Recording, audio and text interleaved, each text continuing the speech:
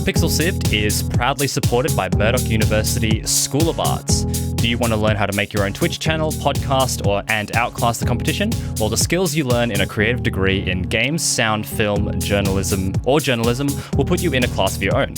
Have a look at murdoch.edu.au/arts to learn more about what they've got on offer. That's murdoch.edu.au/arts, or you can search Murdoch University for more information. Murdoch University School of Arts proudly supporting Pixel Civ, and if you want to come down and actually have a look at the campus, there's an open day this weekend. I believe it is on Sunday, the 28th. All right, let's get stuck into it. Pixel Civ.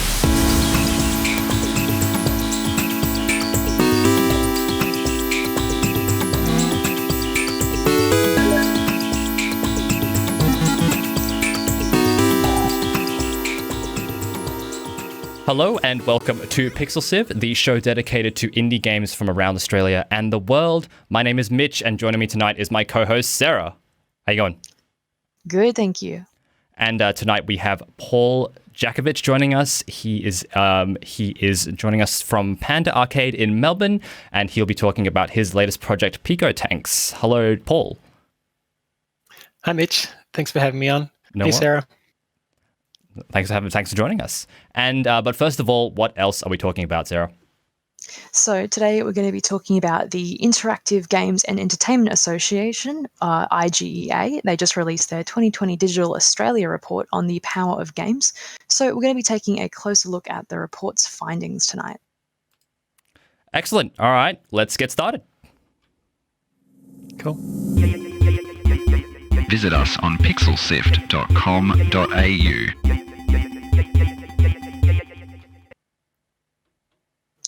So recently, the Interactive Games and Entertainment Association, or IGEA for short, just released their Digital Australia 2020 report. So this year, the report is about the power of games, and it delves into the normalisation of video games in Australian culture and how Australians are engaging with video games to entertain, transform, connect, educate, and more.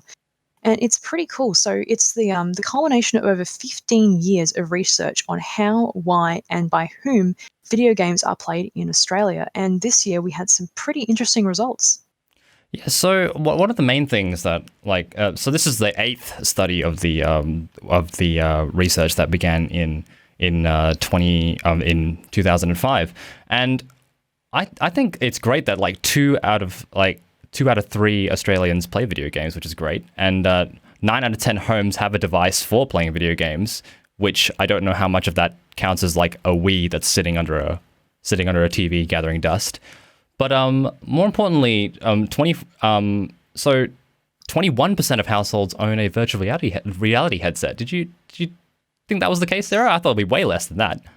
I would have assumed it would have been way less, especially, but it's very interesting to see, I guess, as the rise of headsets such as like the PSVR and stuff come into play. I feel like they're becoming more of like a commonly bought, Christmas gift and such for the family, because a lot of people have home consoles, obviously, potentially more than like they have a home computer that the whole family shares. So having like a PSVR set, I feel like is becoming more convenient and kind of easy to set up, especially because as the technology evolves and more competitors kind of rise up and more options become cheaper, like Oculus Quest, I'm pretty sure is like a lower scale on price VR set. So I thought that was pretty cool, because previously I'm sure the numbers were a lot less, especially when VR first came onto the market. So that's particularly exciting. I also thought it was really interesting that the average age for video game players is 34 years in Australia, 34 years old, which is interesting because I would have assumed it would have been a decent amount younger, but I believe this report showed that a lot more older Australians are playing games. I believe there was a much larger percent than previous years. It's relatively small by comparison, but a lot more older people in over 50 years old are playing more games nowadays. I think there's a couple of people in their 70s, 80s, and 90s that were even playing games, which I think is fantastic. Very big change from the past. I've always found that I always thought an aging population. I've always thought that would take to video games rather well, because if you have trouble moving and you're not so active anymore, but you still want to engage in an activity other than bingo, I mean, games is a great way to kind of get get an avenue, and as social as they are, I think it's a great way to connect with, like, let's say your grandkids or your kids, and maybe just play some games together.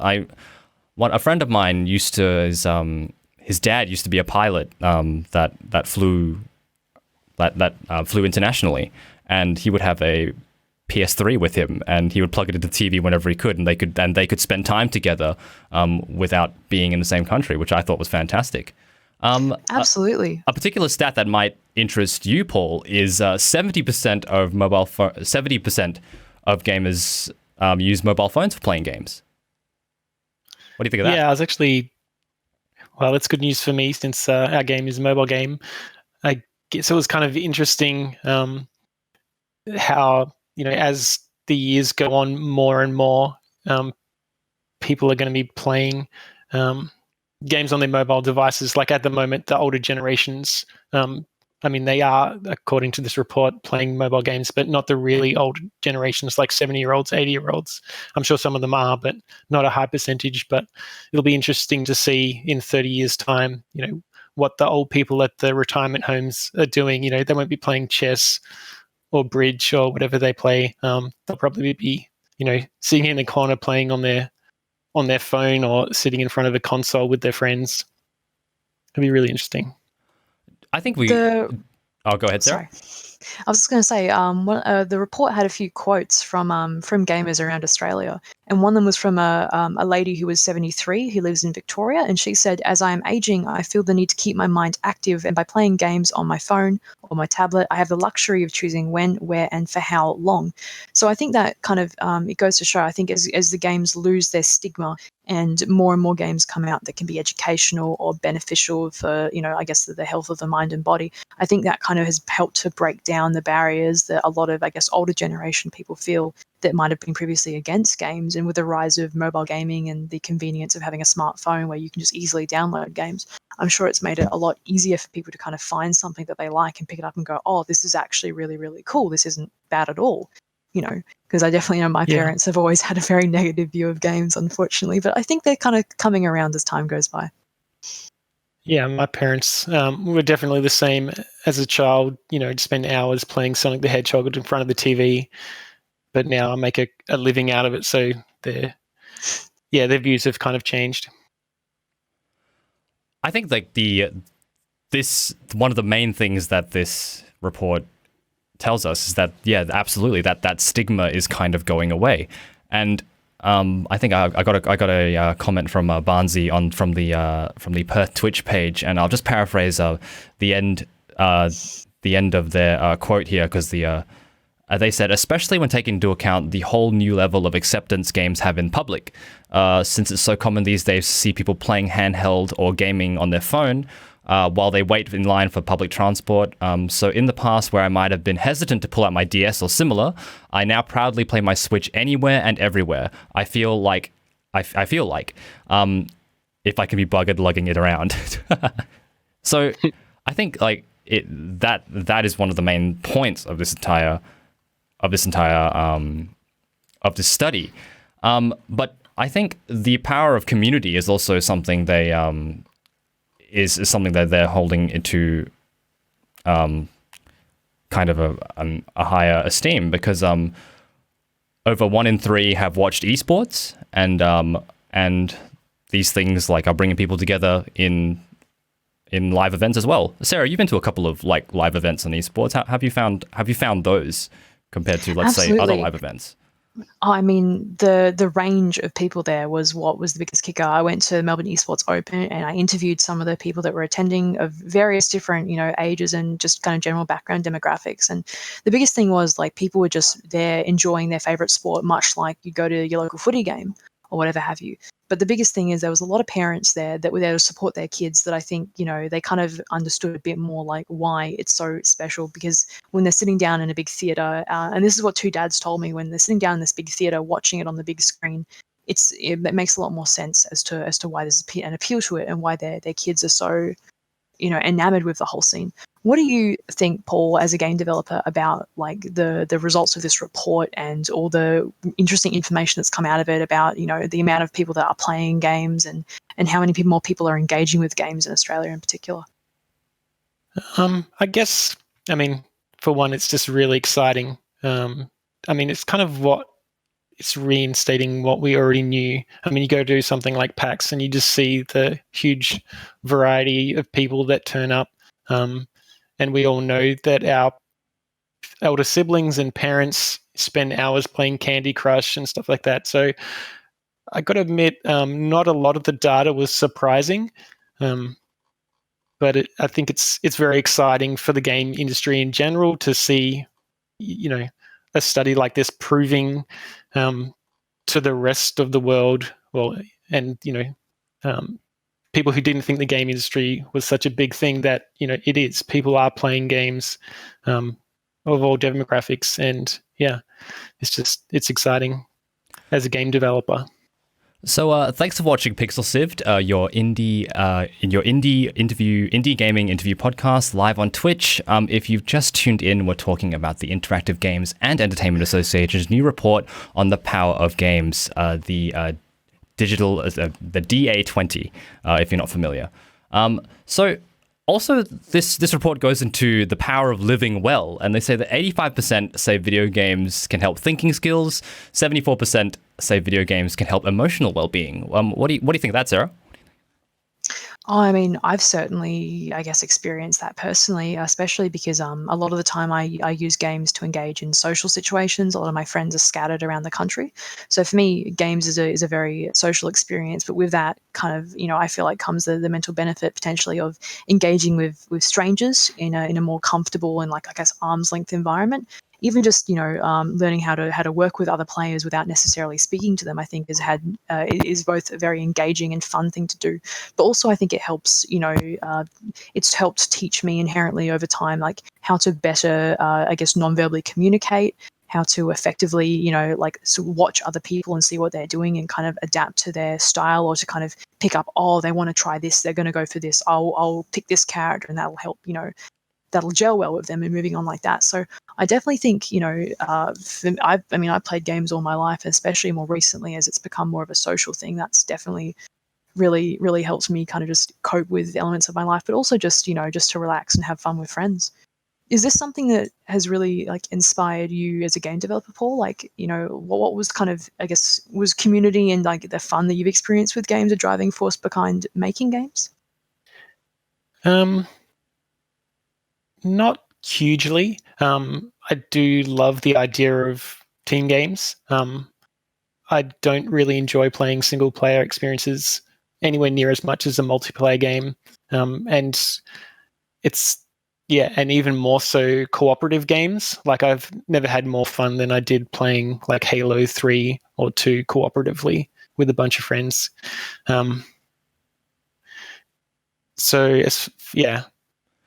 Man, Sarah, you and I are really excited about Halo coming back, aren't we? I'm very excited about Halo. I was a little bit disappointed with the last one. Yeah. So I've got a question from Epivorous in the chat. He's asking, Paul, is the concrete data really validating or exciting for you as someone in the development scene? Yeah, we see numbers of the number of people playing mobile games getting bigger and bigger every year, and also numbers about total revenue made by Apple and Google just going up every year. We kind of make games because it's fun. If I wanted to make lots of money, I'd probably be doing something else. But it's good to see that more people are playing, which means we can make a living out of making games, which is fun. So all right, so we'll touch on one more part of the report that I thought was interesting, and that ties in very well with your last statement, Paul. So 3 out of 4 adults believe making video games in Australia benefits the economy, and 15% in 20. Oh, sorry. Let me rephrase that. Video game sales in Australia grew at the rate of 15% in 2013 and 2018. the Australian video games retail industry sales in 2013 were 2.4 billion, and we've only come further since then. What do you think of that, Paul? I guess, same sort of answer. It's just, exciting to see the Australian game industry just booming, basically. Yeah. So, okay, so we'll definitely move on to our next topic because I can't wait to talk about Pico Tanks. If you'd like to find out more about this article and report, we'll have it in the description of the episode. All right, we'll catch you soon. Hey there, if you're enjoying the show and you want to hear more, subscribe to Pixel Sift on Apple Podcasts, Pocket Casts, Spotify, or listen on pixelsift.com.au. See you there.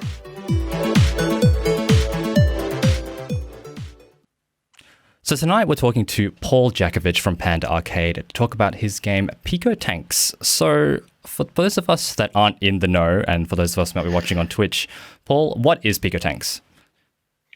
Okay, so Pico Tanks is a fast-paced 3v3 tank brawler with a strong focus on team strategy. You design your own tank with tons of customization options like tank bases, weapons, abilities, and also cosmetic skins and toppers like hats and things like that. And then you battle it out across multiple maps in lots of different game modes. And I guess one thing we're trying to do that a lot of other mobile games don't do is they're really encouraging team play.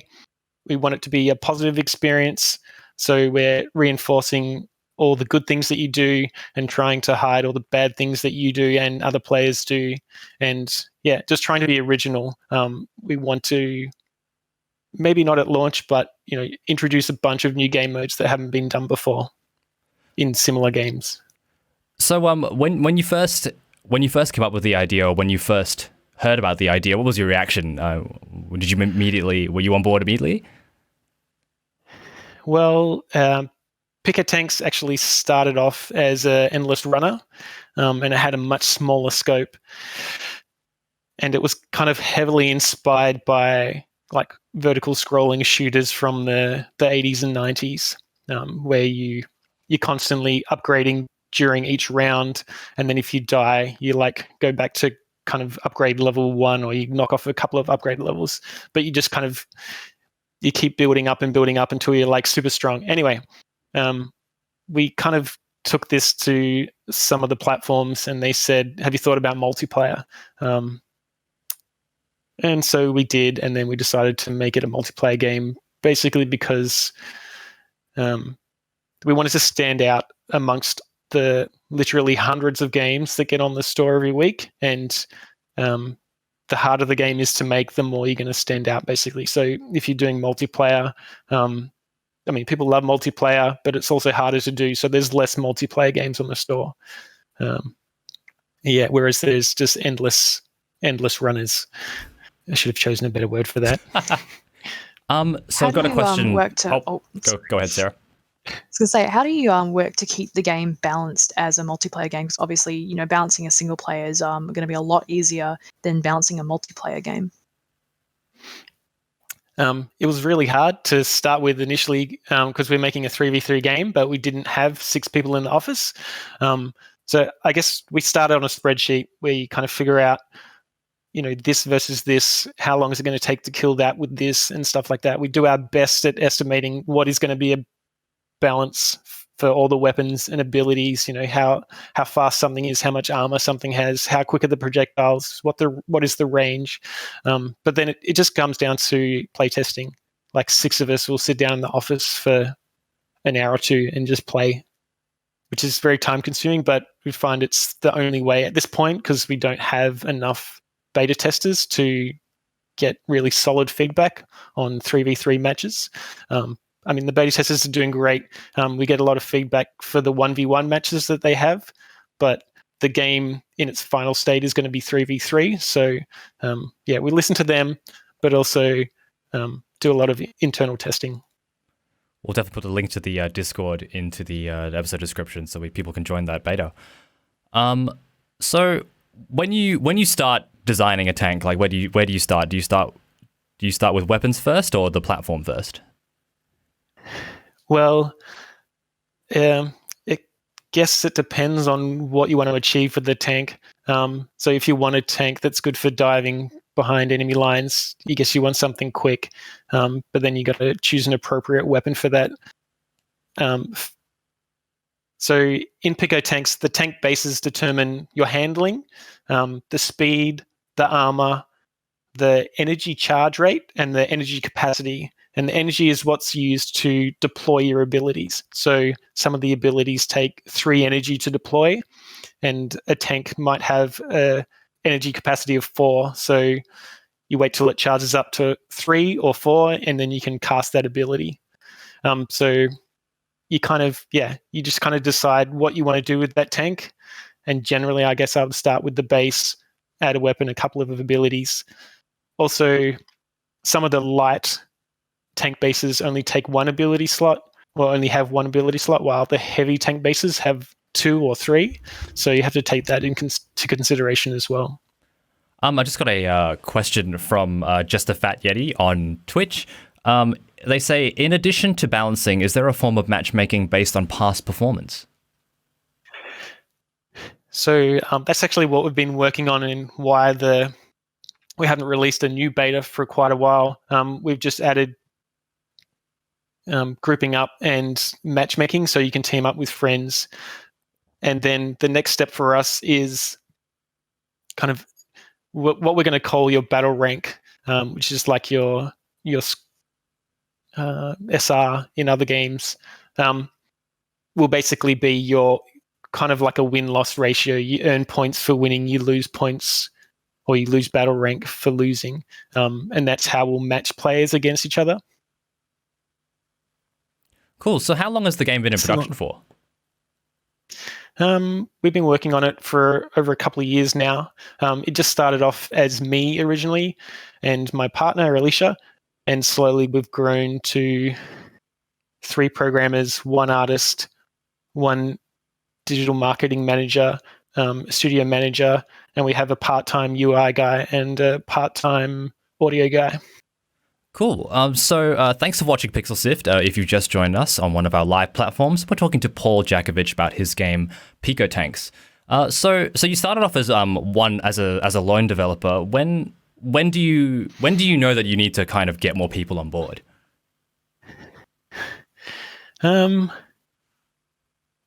That's a tough one. I guess at the point where it was just me doing the development and Alicia was just kind of doing the business side, I was just kind of, working through prototypes, trying to figure out what was fun, just experimenting with different control mechanics for mobile, for the games that we wanted to do. And I guess once I'd kind of figured out what we wanted to do, I brought on someone who I'd previously worked with for years.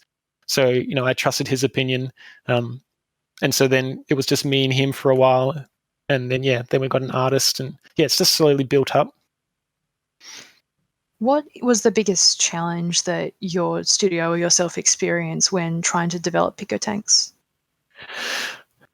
Like as a mobile game especially. Yeah, I mean, apart from the obvious, as an indie game studio, always struggling with money,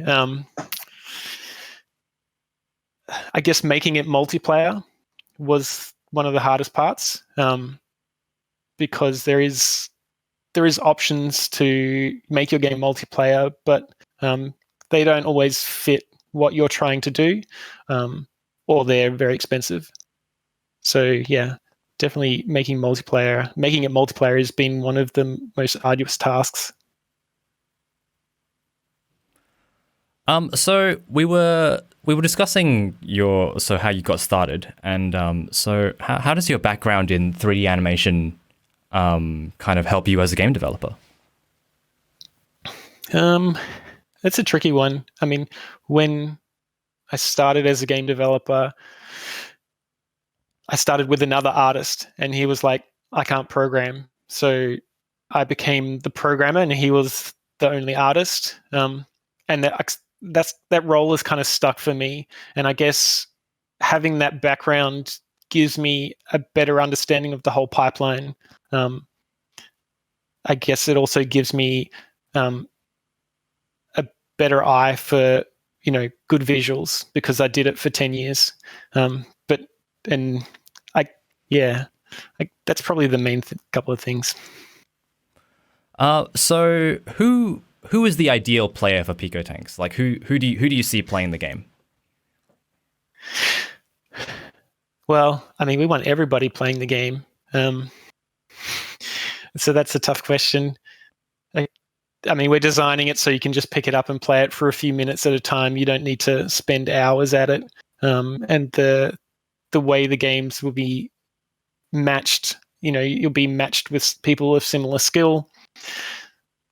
So it's not necessarily whether you have hours to play or 20 minutes a day. I mean, ideally, we want people who want to play team games because that's what works best, and that's what will give all the players the best experience.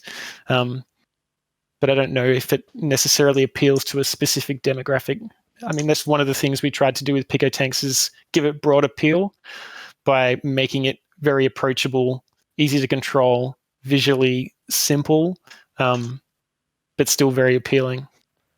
While we were talking earlier, you mentioned that you took the game overseas. How did overseas audiences react to the game?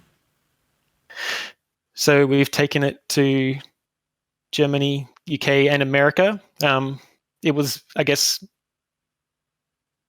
best received in America, where we went to South by Southwest and demoed the game, and we won an award for Gamers Voice Award. So basically, the people who attended the event voted on their favorite indie game, and we got the most votes.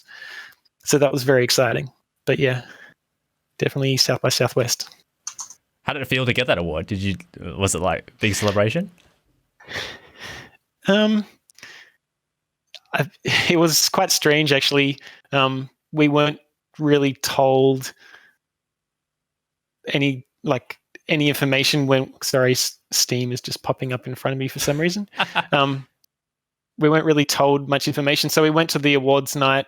We didn't know whether we won or not. I don't think anyone knew, and we just sat down the back. And then we were like, oh, maybe we should be up at the front in case we win. Otherwise, it's like a minute walk up to the front of the venue. Anyway, we moved up the front, and then it was a genuine shock. I mean, we were always hopeful that we'd win, but we were genuinely shocked and ecstatic because I don't know. I can't remember the last time I walked up on a stage. We all walked up on stage, the whole team, and accepted the award. But yeah, I can't remember the last time I've done that or ever. So that was very exciting for the team. Did that push a new wave of creativity after you won that award? I don't know about that. I mean, it gave us a boost of confidence to see that, from all the people who attended South by Southwest, people liked our game the most. Yeah. It does seem like that award means a little bit more than, let's say, like a judges panel or anything like that, is it? The people, the attendees chose it, not some kind of panel that you've never met or that you're not sure of the credentials of. Yeah, I totally agree. People loved it. I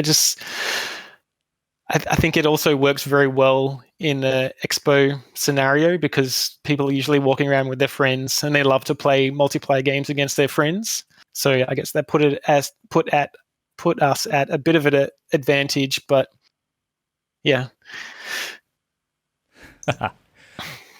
Nice. Sarah, have you got anything to add? I mean, mainly just how did it feel for you and the team to kind of get that recognition, and how has the entire journey felt for you to kind of have such a successful mobile game, especially, and to really stand out amongst all the others, as you said, on the App Store? Well, I mean, I don't know if we're hugely successful yet. We've won an award. We've applied for a few, but I mean, I guess we just strive to have fun in what we do. We create a fun workplace where, everything's pretty relaxed, maybe too relaxed.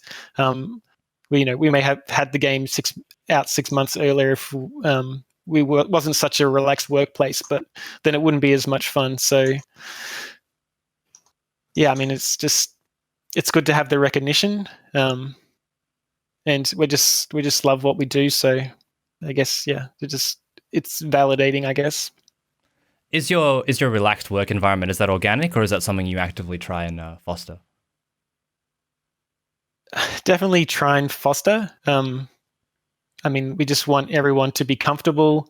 We want everyone to be, fed. So we always have snacks and stuff in the office, and we try and buy fresh fruit as often as possible. We try not to have it too rigid, like people kind of know what they have to do and just get it done. Yeah, I don't know. I think I'm a pretty chilled boss compared to my previous bosses.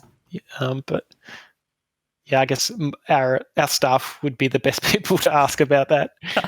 All right, maybe we'll get one of them on, then we can assess you as a boss. Okay, well, that's pretty much all we got time for today.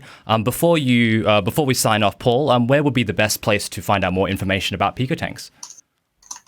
I guess the easiest place to start would be picotanks.com. And from there, you can head to our Discord or YouTube or Twitter or LinkedIn. LinkedIn or Instagram. Yeah, pretty much everything from picotanks.com. Excellent. So thank you for joining us for another episode of Pixel Sift, and thank you very much, Paul, for joining us and talking and telling us more about Pico Tanks. Thank you, Mitch. Thanks, Sarah. This episode has been hosted by myself and Sarah. Thanks for joining me tonight, Sarah. Thanks for having me, Mitch. And Pixel Sift is produced by Scott Quigg, Sarah Ireland, Fiona Bartholomaeus, myself, Gianni Di Giovanni, and Gianni Di Giovanni is our executive producer. We wouldn't be able to make 127 episodes of Pixel Sift if we didn't have the support of Murdoch University, so go check them out and tell them we sent you. And if you're keen to learn more about a creative degree at Murdoch, you can visit. If you're keen to learn more about a creative degree, you can head to murdoch.edu.au/arts.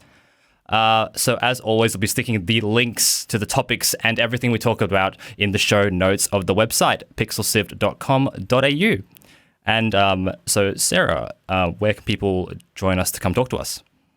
So the best place to do that would be to join our Discord, because we'd love to have you there. That's pixelsift.com.au/Discord. You can share your creative work, you can talk about the topics, what games you're playing, ask Mitch to play a game with you. Maybe we will, we just don't know. That's pixelsift.com.au/Discord. We'd love to see you there. And if you like what we do, please tell a friend. We don't pay to advertise. We really rely on word of mouth and for people to find the show. So if you like us, just send them to all your Facebook friends. Email all your work colleagues. Spread the word. We definitely appreciate it. And if you're watching on Twitch, please give the channel a follow, and then you can find out more about our episodes as they come out.